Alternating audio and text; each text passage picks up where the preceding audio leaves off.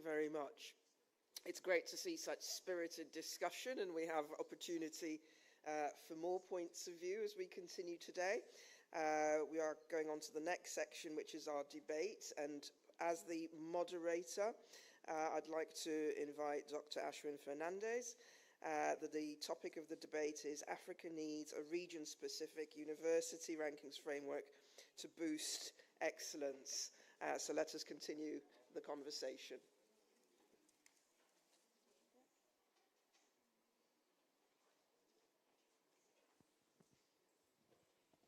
All right, thank you so much, Veronica.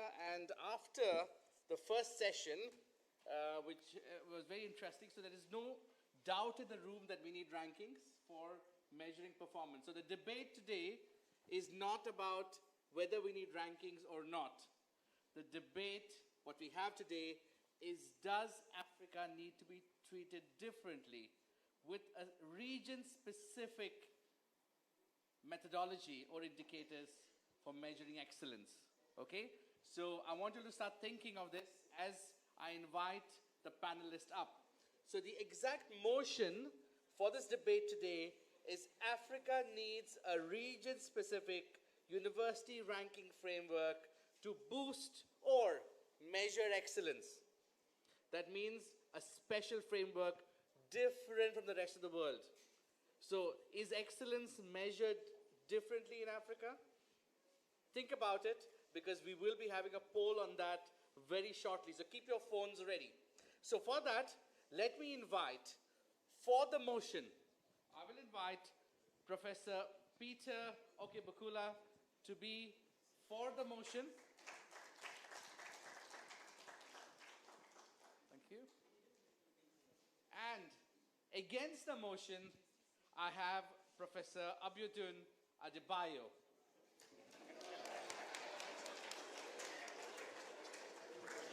I have lost already because this hall is full of Covenant University people. How will you vote out your vice chancellor? You cannot. All right. So, and then again, for the motion, please join me in welcoming Dr. Patrick Awa, the president and founder of Assisi University. Right? And joining against the motion is Professor Ajanaku Olosei. Please. All right, so I have Rami who's handling the PowerPoint and the voting system there. So I hope you all have thought about the question or the motion. It is not about whether we need a ranking. We definitely need a ranking. But do we need a region-specific ranking? So Rami, if you could have the slide. It seems we need it on PowerPoint mode, please.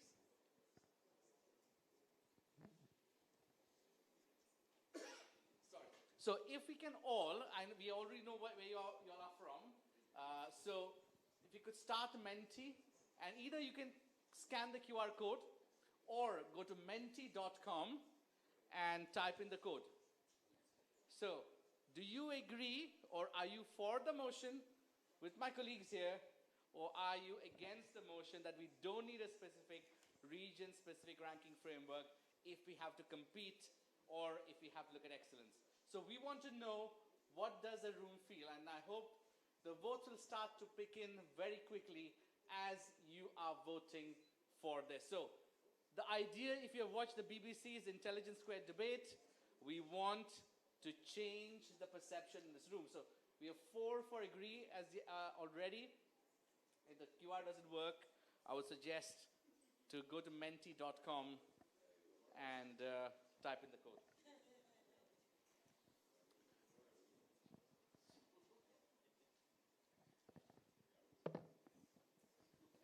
So while we are waiting for the polls to come in, there are 8 votes for, 9 and 1 against. What we're going to do, this is a slightly different format. I will first request Professor Peter Okebukula to make his opening 5-minute statement, maximum 5 minutes, on for the motion, why do we need a region-specific ranking framework? And then we will ask Professor Adebayo to tackle that for another 5 minutes on why we don't need a region-specific ranking framework. And after he's done, we will invite Dr. Patrick for the motion on the topic, and then the concluding 5 minutes for Professor Ajanaku to make his against the motion. So that's the first 20 minutes.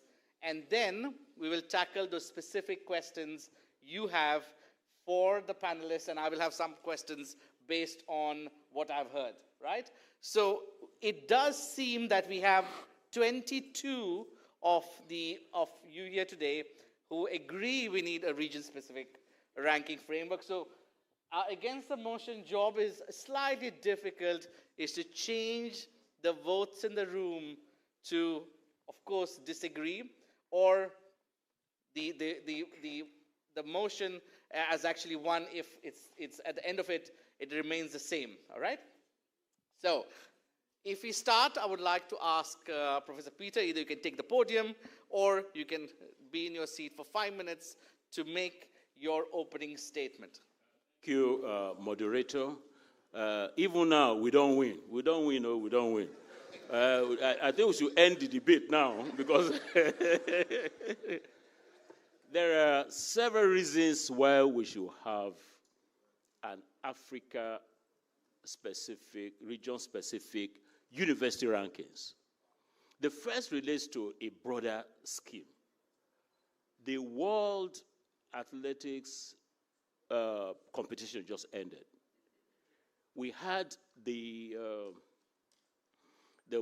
World Cup for women.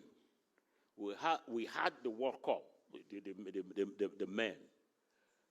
For you to perform well at the global level, you need to have performed well at the national and at the regional levels. If you don't have a national league from where you will draw your good soccer players, if you don't have a regional competition, then performing well on the global will be a huge challenge. So my first point in the opening of this debate is that having the Africa regional specific ranking will prime us for better performance at the global. And related to that, that's the second point, is that it will help to do a gap analysis of where Africa is and where it should be on the global. So if you have an Africa-specific, it will reflect our cultural, our socio-cultural context, and also the global context.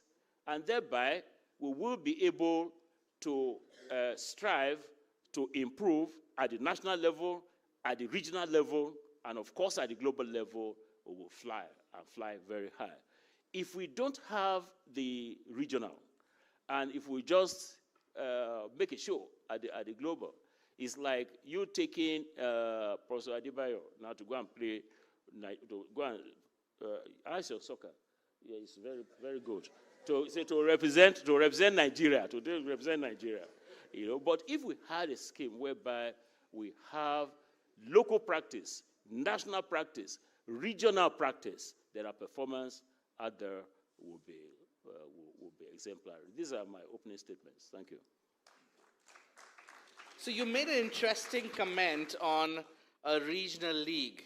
So before I give the mic over to, against the motion to Professor Adebayo, what I'm hearing is that we should have a regional league, but do the rules need to be different? Okay? Think about this, everyone. And over to, we can actually disconnect the poll because I think we have 45 and 9 against. Okay. All right, so over to you for your opening statement on why we don't need a region-specific ranking framework. Well, thank you so much for having me on this panel and on this debate this morning, even if it is against my wish, but I just have to defend it. And also, who am I to also contest against our distinguished professor, whose ranking has been in his blood right from this, before he was born until now. But for the purpose of this, I think we do not need a separate ranking, that is regional specific ranking, for the following reasons. Now, I'm afraid that we're going to begin to dilute and water down the quality, because global visibility will be missing. It doesn't matter where you are from. If you are from the village, you must, and you are not well known outside there, nobody will know you.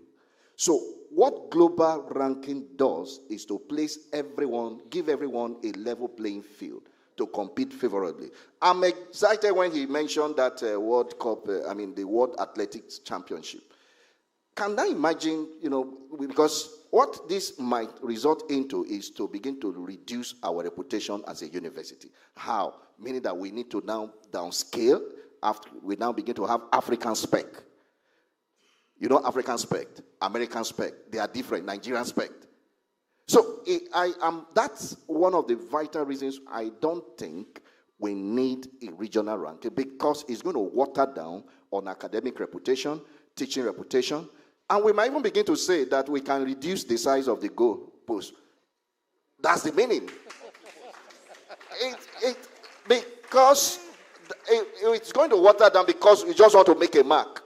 And we say, okay, let's have our own African regional. And it might also kill innovation and creativity, because we have now been confined. Nobody will think globally. Nobody will think outside the box. And that's why I feel that we do not need this ranking for the moment. Let me stop here and watch as the game goes. Excellent point. I think this is the kind of debate we want, all right? So, with that point, to Dr. Patrick, do we want to lower the standards by having an African ranking framework?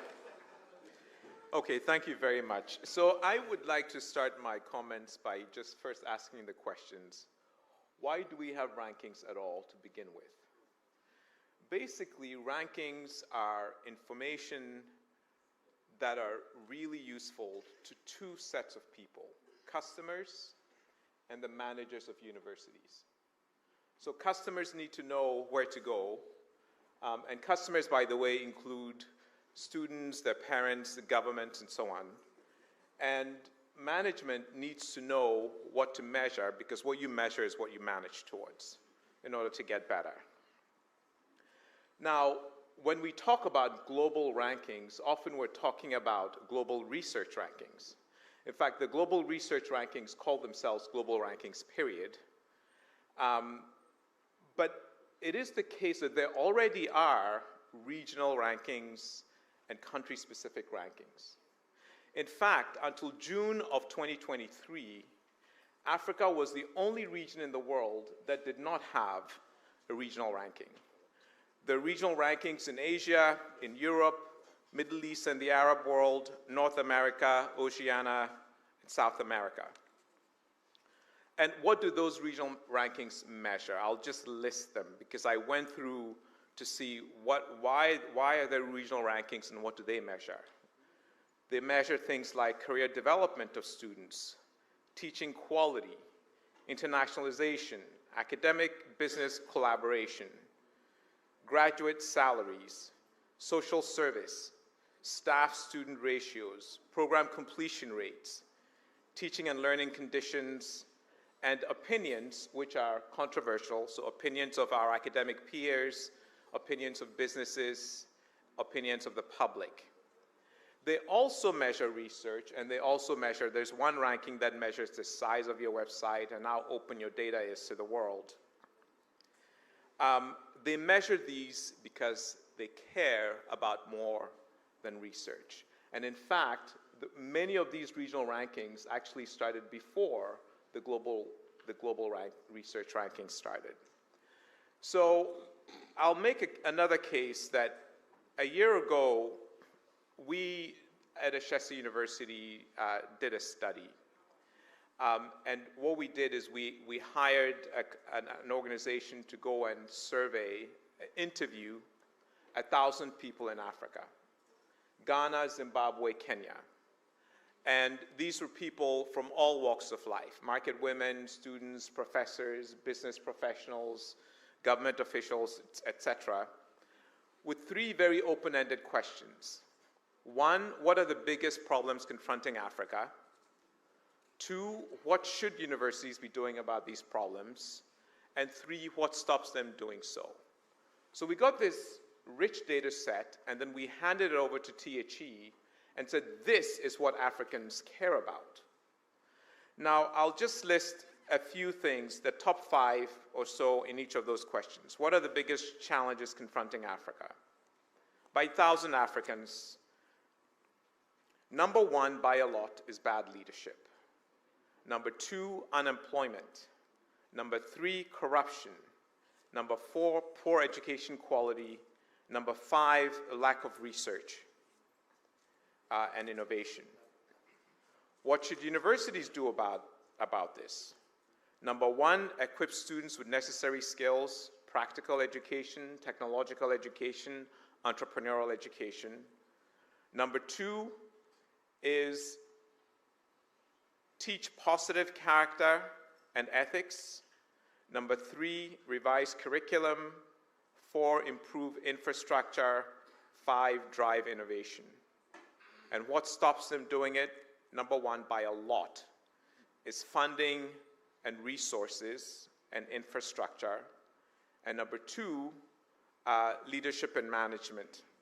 And then number 3, creativity and innovation. Number 4, teaching effectiveness. So clearly, Africans want us to be doing more than just research. And the question is, are the global research rankings measuring these? In fact, are any regional rankings measuring things like how we affect the character of students or how we teach ethics? And how might we even begin to measure those things? And then the third point I'll make is, I think we forget that it used to be that universities and research institutes were mostly separate until the Second World War. After the Second World War, the Allied countries realized that without radar and nuclear weapons, if they hadn't developed those first, they might have lost that war. And they prioritized scientific research, technical research that would enable military applications. And they did that in the universities, okay? And they put a lot of funding behind research, and not just measuring it. Those governments are spending a lot of money on research. If we only compete on research, we are actually playing a losing game. Our governments are not spending that much money on research, and so we will not be, in the top of those tables. That's one way we lose. But the most important way we lose is that we're not measuring and managing our performance to the things that matter in Africa and to the things that matter to the African citizens. So that's my argument for why we need an Africa-specific ranking. You have made very valid points, and many of those challenges are quite relevant to the Global South. And of course, there are different regional rankings everywhere. Also, let me clarify, and maybe we try to separate it out. The regional rankings perhaps are required, but the question or the debate is on a region-specific ranking framework, right? And I like your point about, and we talked about economy as well earlier, and we spoke about research. As per the United Nations GDP, when you look at the GDP list by purchasing power parity, and we pick either QS or THE in this case, and look at all the ranked universities, 1,500 across both the list, about 1,200 are from 20-odd countries in the ranked order. So there is definitely a correlation between universities doing better and, of course, in the rankings and with the economy as well. So your point is valid, but also it's valid for the entire Global South. It might, of course, be difficult to measure maybe soft skills, right? But we take this argument here on to against the motion. And you have a tough one there now because we've already made some points. It is not lowering the standard, okay? You have your 5 minutes, Professor Janaku, for against the motion. And you can probably focus on the key areas which Dr. Patrick mentioned, specifically on the soft skills and others. Is the ranking supposed to do that? Thank you very much. I also want to appreciate the QS and then for bringing me on this team against the motion, even though we are driving towards the motion. But for the sake of debate, Yes. I think we will also critically look at it.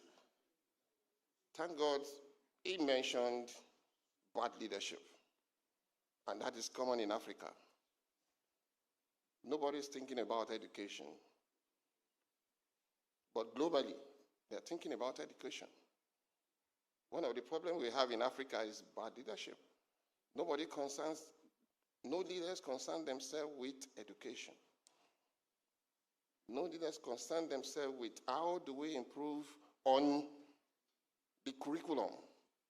I appreciate Professor Bukola concerning the CC marks, the 70-30%, bringing in the soft areas in which our students will be able to integrate the entrepreneurial skill of what they are learning. So, if we have bad leadership and they are not thinking towards that, and even though the problem is global, but it is much more felt in some region than others. So in Africa, one of the things in Africa, instead of us to collaborate, we compete. We are more of competitive spirit. If I'm doing something and then a colleague of mine enters my room, maybe I'm just developing a proposal, enter my office, I will cover it. Why am I covering it? And I remember when I was doing my postdoc, I will make a request within 24 hours, discuss at the seminar, because we usually have seminar every Friday. By Monday, the chemicals are supplied, because we are open. But how many of us in Africa do that? I don't want to mention where I did my postdoc. It is not in Africa. But one of the things I have observed that is common in African continent is that competitive spirit. We need to deal with that. Bad leadership doesn't think about the progress of. So if we go this way and then we now, at the end of the day now have a framework for Africa, will that competitive spirit not come on instead of the collaborative spirit? That's one. Will our leaders change their perspective? Okay, he talked about funding. They are ready to release funds for political gyms. A leader wants to stay there for 50 years. Why? Not because of the aspect that affects the country in which he governs. So having a framework in Africa may not be very productive. And to look at it, the global world already has a ranking system. Okay, the H index we are talking about today, is it not globally? It was framed up by the world system. And all of us, it's not that I want to improve my H index. No. It is by virtue of the ranking or the rankers, let me just put it that way, that looks and then they crawl. They crawl all your profile. And at the end of the day, you have your H index. The Google Scholar is also there once you have an email. So having an African context without solving those issues or those problems, it becomes an issue and may not see the light of the day. I think I will rest my case there. So, if I'm hearing you correctly, you're saying there should be no rankings at all. Let's flow with the world ranking system. With the world ranking system, okay. Yes. Now, for that, I would like to tackle the question of skills from Dr. Peter, and maybe Professor Adebayo can, and we have done the opening statement, so now we'll tackle those individual points from each of the for and against the motion. So how do we tackle skills then, if you're only going to look at the global ranking and the challenges of the 1,000 students and people which they have surveyed clearly found there's a lack of certain areas to work upon in the African region. So if we start only looking at the world, which is of course research specific, are we going to neglect then? We'll probably neglect Africa then in that case. Thank you so much, Dr. Ashwin. Now, the thing is, we are not saying we should neglect the skills. I think even the rankers, in fact, I have a report here, how the rankers have equally been attacked. Now, I was reading a report in preparing for this debate on how a professor in South Africa, all he did was to engage ChatGPT and say, do we really need this ranking? And ChatGPT brought out a whole lot of points attacking the rankers. I'm talking about including QS and everybody now. And that one of such is that even the rankers are biased, that they tend towards tweaking those parameters towards the global north rather than even this side. And I'll give you an example. One of the rankers said, for instance, when they send out this survey document and as part of measuring research reputation and the teaching reputation, and which are just, you do not have definite figures to attach to them. And what they do is that Africa initially had just 2%. 2% of the population they will use are from Africa, whereas the other segment of the world, that one is already biased. I'm not saying, it's not QS that does that. Now, that's what THE does in then. But you see, on the skills now, these are things we can begin to bring into even the global ranking. That's what we are saying. If we have, how do we also incorporate some of these skills? And you see, why I'm driving towards QS ranking is the employability assessment that is there. That's why for me, is a major one, because we must be able to track our graduates. Yes, of course, there is academic reputation, there's research reputation, there's internationalization and all of that. But we are now saying we should not allow these parameters to be static. It should be dynamic enough. If we come up with one today, and of course you have a survey study that you have carried out to see where persons have equally made contribution. We can bring in entrepreneurial skills. I'm glad Dr. Patrick mentioned about other things like ethics here. Now, if you look at us as a university, our number one there is spirituality. We have this possibility mentality. We have 7 core values in our university that guides all our operational mandate in the university. And one of the things we train our students is on entrepreneurship, soft skill development also. And that's why they are outstanding. So, but nobody is measuring this.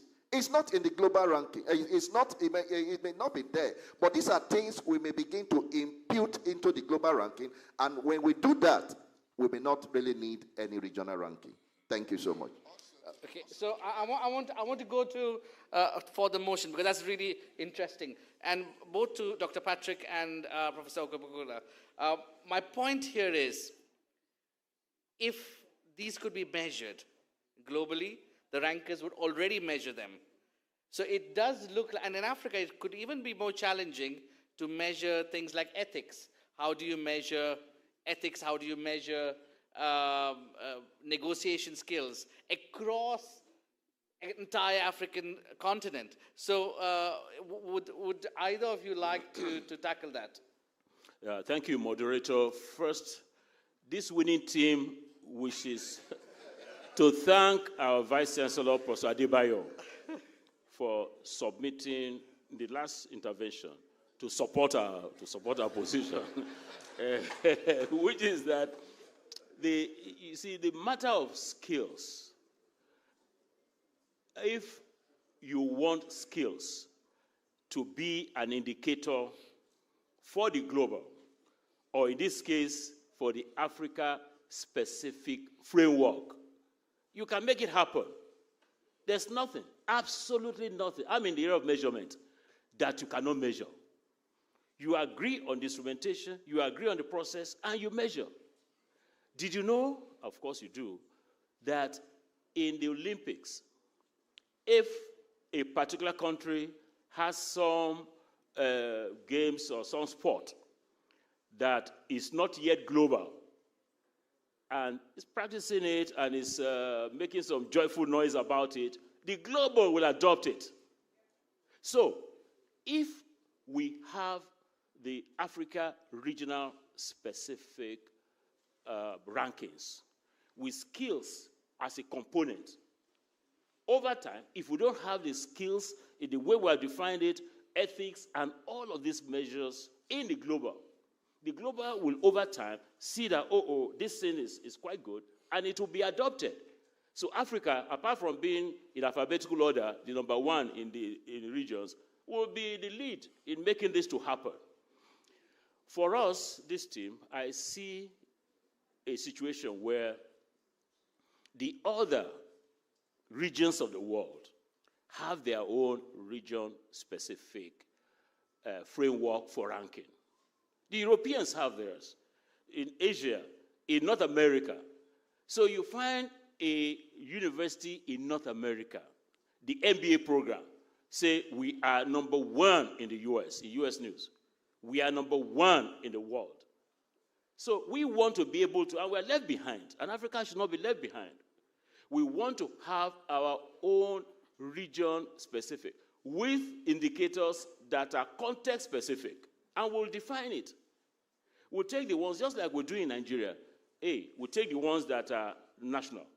Then we'll look at the rest of the world and say, okay, this is quite helpful for us, we take it. So it's not only about research. Several other elements can come in there. I hope you are clapping for us, because this thing should make sure that this thing goes. No, I'm not finished. Okay. Fine. Yeah, I'm not finished. Okay, I'm finished. So what I'm hearing from for the motion is that we should have a region-specific ranking framework. Yes. We could lower the standards. No, you missed the point. No. I want to contest that. No, I want to halt you there. Yes. We're not talking about lowering any standard. Okay. We define our indicators. We set our standards even up to or beyond whatever global that there is. And measure ourselves. By the way, there are two types of measurements, I would say. One is criterion referenced measure. Criterion referenced means you have a set of criteria and you are measuring yourself there. The other is norm-referenced assessment or measurement. You are norming yourself against the group. So I'm not saying that the criterion should be lower. No, don't put that one to our discussion. No.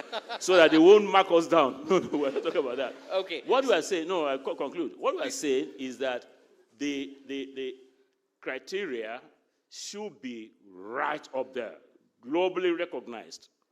And then we measure ourselves within the African continent, measure ourselves there. So that Covenant University or Pan-African University or Professor Ajit can say, we are number one ranked in political science in Nigeria. We are number one ranked in political science in Africa on the QS. QS hasn't got a footprint. I'm sure you're moving towards that now. But Times Higher Education has just had its inaugural, that's the first one, Africa, Sub-Saharan Africa. And it was launched at Ashesi University in November. In June. So that's the thing. Thank you. Perfect. So, Is this on? Okay. So we're not saying we should lower the rankings at all, but we are saying that the weighting of the different attributes should be adjusted. And we're also saying that there are things actually that the world measures for itself within regional rankings, but not in the global rankings, that we're not measuring for African universities. There are already ways to measure career placement or teaching quality. But if it's being done in a European ranking that African universities cannot participate in, then we're sort of selling ourselves short. The second thing is, when I think about management or key performance indicators, you have leading indicators and you have trailing indicators, right? So the ethics might be something that is very difficult for a ranking to measure as a trailing indicator, but you can measure it as a leading indicator. Does a university infuse ethics into its curriculum? Yes or no, right? Funding. Africans are saying funding is a big problem. Well, how many vice chancellors and university presidents consider fundraising to be part of their jobs? What is their budget for fundraising? Do they have a team to help them with fundraising? Are they raising money from their alumni? Do they even know where their alumni are? Right? You can measure as a leading indicator whether a university has a process for fundraising as an indicator of whether they're actually going to achieve the quality that we all desire. That's an idealistic scenario, I would say, where No, it's not. Yes or no? No, it's not idealistic. I mean, Okay. look, after the Second World War, we might have said, how can we know what universities are doing in research? I'm sure it was very difficult back then. But today, we have a system for measuring it because we decided, or the world decided, that they needed to measure it. If we decide we want to measure it, we can find a way. It's not idealistic. We can be very practical, right? And also, I would say from a management perspective, we should sort of stop playing this game of if you can't do something 100%, then you shouldn't do it at all. There are very few problems that present themselves that way. Even being able to get to 50% of a measurement of something is helpful. And so we should not give up just because we can't achieve perfection. Imperfection at 80% is a grade A, okay? So that's what I would say is we should not sell ourselves short. We should decide what is important, and we should make an attempt to measure these things. I'm coming to you all on that. I have one question before, and a very brief answer, please. Do you think there'll be a fear of institutions beyond the metropolis trying to just say yes, and the verifiability of that data could be a challenge? Like, do you support fundraising? And say, yes, I do.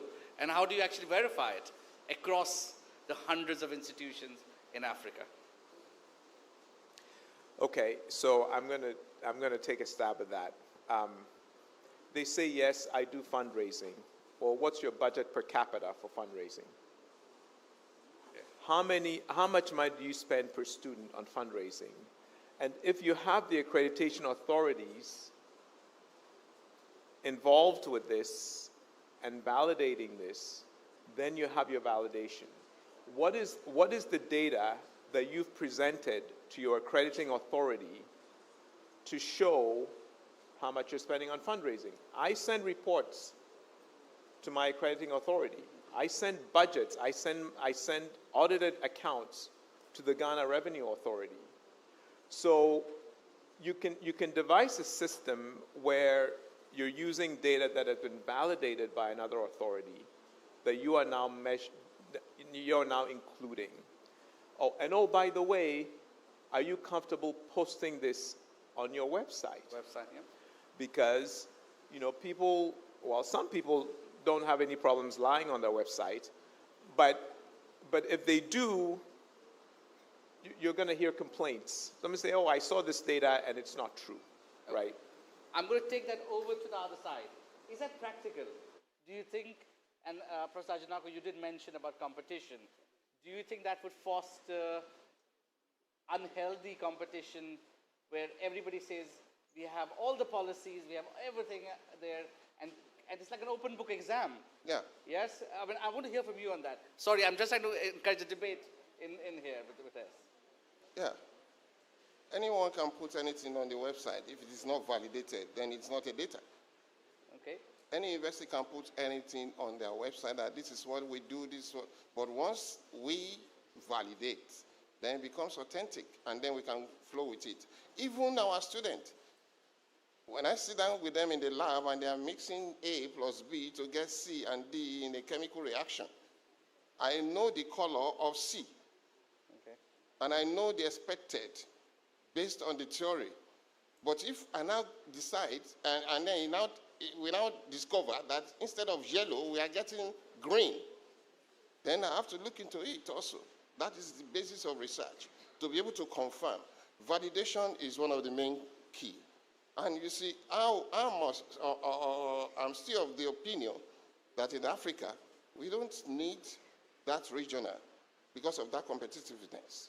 One, let me take an example for using Covenant University platform. In 2017 or thereabout, our international reputation was 0.2%. And how do THE measure international reputation? It is measured globally. It's sent to elites, experts, rankers over the globe. How did you see this university? And you see, Covenant University now started the race and then the drive. And today, we have improved tremendously. From 0.2, as at the last time I checked, I think we are on 3 point something globally in the THE ranking. This has helped because we are pursuing the global perspective. And then number two, he also mentioned something about funding. Funding may be very difficult in Africa, but Covenant has few grants. WHO, what is WHO? World Health Organization. It is not African Health Organization. And that has funded most of our research in Capricase. We got that grant from the World Health Organization, World Bank. We also have Melinda Bill Gates grant. It is not from Africa. Yes. It is global. So if we now stay in Africa and the authorities to be, or the managers of Africa, they are not giving us the fund. So how do we go about it? Raising fund. Okay. I think I'll rest my case here. I want to ask the audience here. I want to know the audience here. Make a comment? Okay, fine. Please, I'll... African companies or organizations will normally support research. That's what you should ask yourself if you don't go global. Now, you want this region-specific one, and you want the money to be expended for, you want to get the money from global, you from America, and all of that. Now, it's good I also mentioned about reputation here. Now, if you look at the reputation of Africa, now it's already been dampened. Now, having another regional one will equally dampen, particularly regional specific one, not the one that is a subset. I think the one that is a subset is what Dr. Patrick was mentioning about, meaning that you have the global, you now begin to calibrate from that. That's not what we are talking. Meaning that region specific means that you design a specific framework that, speaks about issues bordering about those continents or about African continent. That makes it region specific. That's what he's saying, meaning that you are no longer using the global parameters. But again, if you look at reputation, now we are asking that international students, want to attract international students to our university. How many persons would like to even come now? Now we are now saying region-specific ranking. So I think for us, because if you ask some of our African, applicants now, how many of them are applying to African universities? How many of them are applying to Nigeria University or Ghana University or Malawi University? How many of them? Very few. A lot of them will do that. So if you have this region-specific one, it will narrow our mindset And again, even when you have such, we may not still be able to deliver. It may not improve on our internationalization. Now we have Jackpot syndrome now here in Nigeria. Jackpot means for those, everybody want to travel abroad for greener pastures. Having that on ground will, without also the necessary funding to back that up, to attract, to reverse the brain drain, I think it will be a meaningless effort. I rest my case here. All right. So my question to the audience here, how many university vice chancellors do we have? And in your vision mission statement, do you have or you do not have the word global in it? Or world class? World class. Anyone doesn't have the word world class, global? You don't? Okay. Okay, he's raising his hands because you're this panel. Okay. All right. So fine. Could we? Maybe you could read out your mission if you like to share with us quickly for your case, because we are trying to, of course, go to the final polls now. Our mission at Ashesi University is to educate ethical entrepreneurial leaders in Africa. Okay. Good. What about Professor Nasir?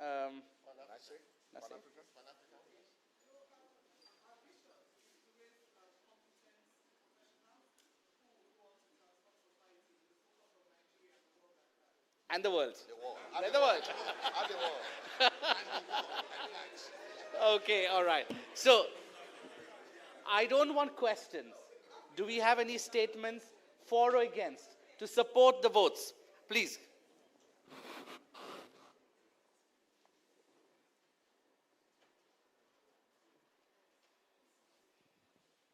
We'll not start the polling as yet.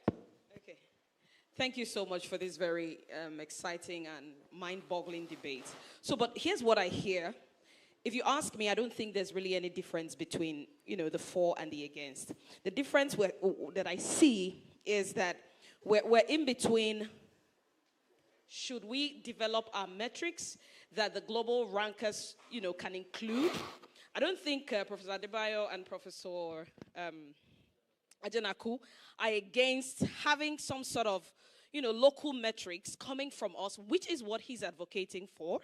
And so if we're able to integrate what matters to Africa to the global rankings, that way we have an advantage as Africans, which perhaps might not be advantageous to Harvard, but welcome Harvard, this is Africa. So more like integrating what matters to us, not just simply the research they want to do, but something that matters to Africa. And perhaps we can then begin to say, yes, on ethics, Africa comes first. On this, Africa comes first. But on research, perhaps because of our unique problems, we might not come first. So should we rank or should we not? Should we have a regional ranking? Yes, we should have a ranking that speaks to Africa, but not necessarily confined to Africa. Other universities should also be measured by these same metrics. That's my contribution. Anybody else? Thank you. We have one more statement there.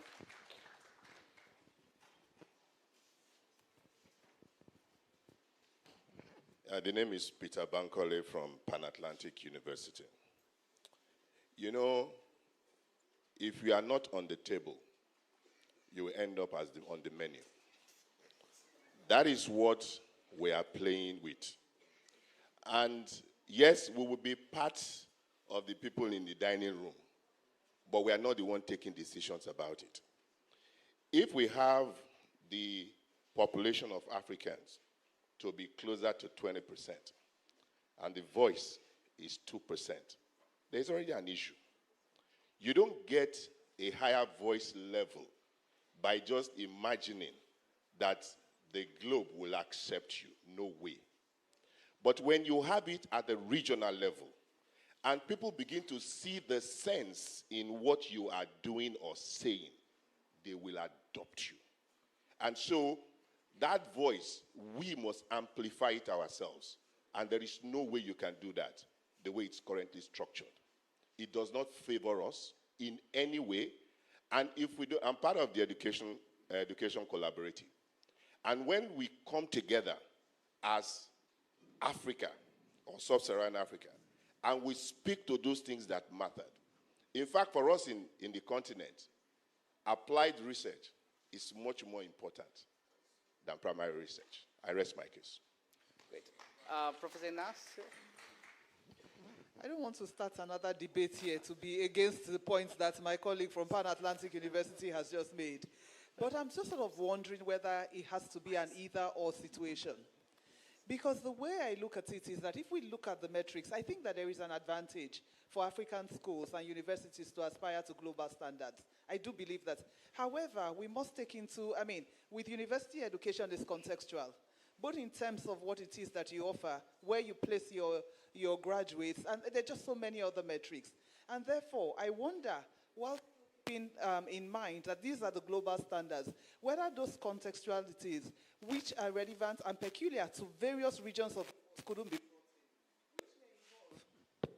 which may involve, what it is that Professor Okebukola had said, well, your metrics are what it is. However, if there is room to include other things, in the emerging market context, what are the things that are relevant? Ethics, for instance, and other things, and put that in. So I don't see it as either or. I believe that there's a middle ground that can be achieved by changing the metrics. Thank you.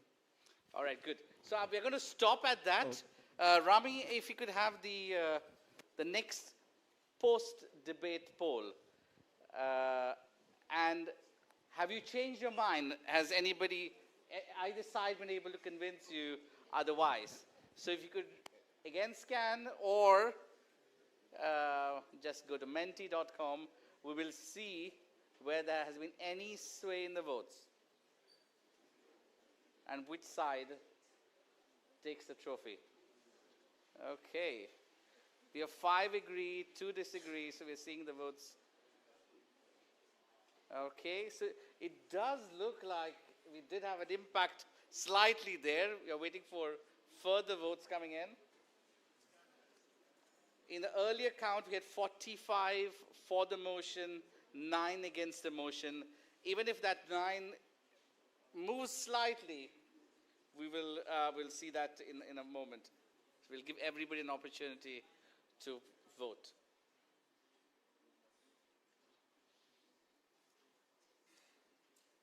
So it does look like the winners who are going to take it home is definitely for the motion, despite all the points made.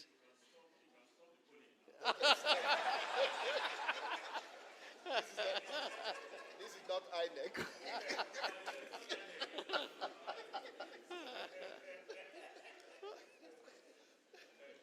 So it does look like you lost 2 of those votes who were disagreeing with you, or they have left the room. No, they are still coming. They are coming. Oh, they're still coming, yeah? Okay.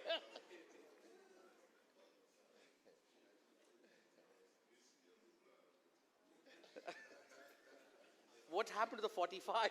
They are joking with their salary, their September salary. we probably have on the fence now, yeah? So we have some of them who did not even vote at all. They can't, no, maybe there's a new, we should have had a third one, say undecided after this. Undecided. Yes. Nice. Yes. Yeah, we are there now. Yeah, so you almost retain that. But you lost some votes there. So either people are now on the fence with this. So from 45, we've come down to 34, 35 there, right? So again, it has been a great debate.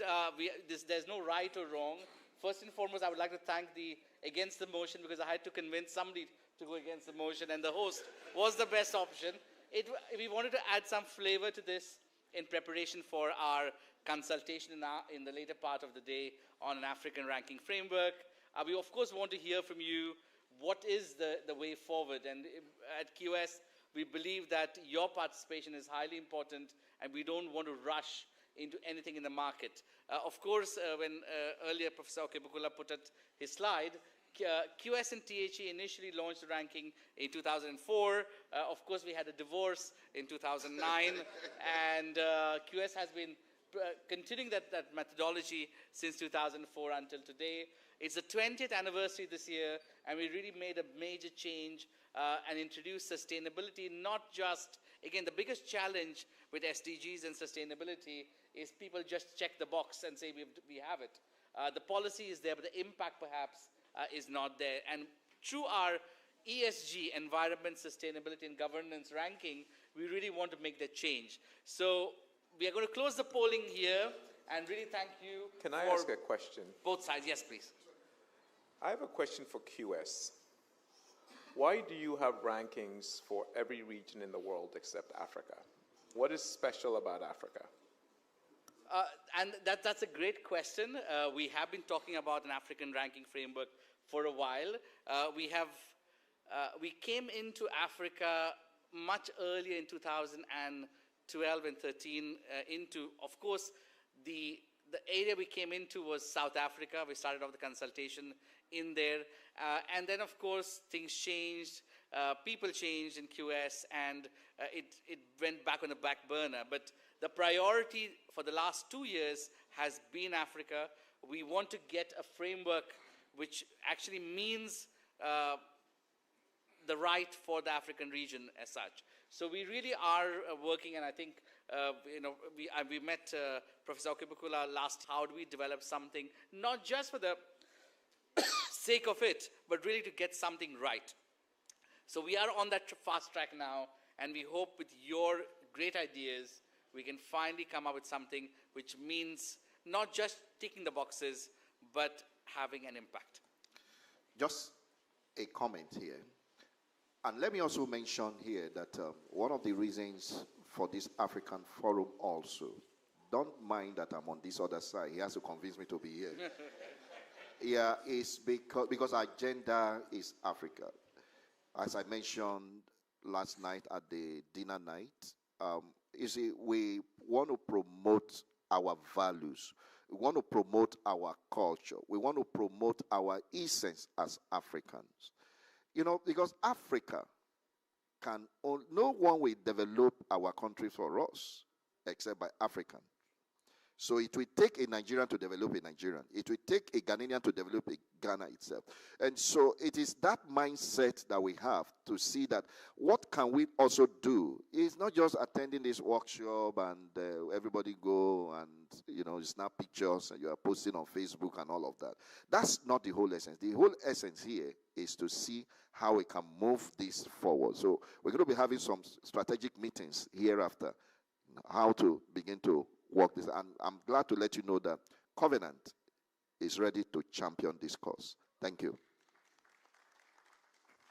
I want to add one final statement. QS is committed to Africa. We have our own QS office in Abuja for the last few years. We employ 14 people there. Of course, it's not big, but we really believe in the talent as well in Africa, and we want to develop our Abuja center. You might have met our colleagues around. We have four of our colleagues from Abuja here. So we are committed, and we are here for the long term. We are looking at expanding that into looking at somebody in charge of Africa rankings as well. So we are here to take back all your feedback, and we hope to work and start with Nigeria first. And perhaps if with the Africa Forum, we've been talking of a Nigeria Forum, an annual Nigeria Forum, considering the number of universities. I think we should be establishing a voice of Africa on the global stage, and Nigeria is the start of that. Thank you so much. Thank you very much. Thank you. Thank you very much to the panelists, the debate. We are now going to coffee break, and if you could please, we do have a little bit more flexibility on the schedule, but if you could make it back into the room at 12:10, is that sufficient? I think so. Yeah, if you can be back at 12:10, we do have some very interesting insights for you, and we will actually be continuing this debate, but with the audience, because we want your feedback as well. So thank you very much to the panel. Microphone, please. What about the trophy for the winning team? Where is it?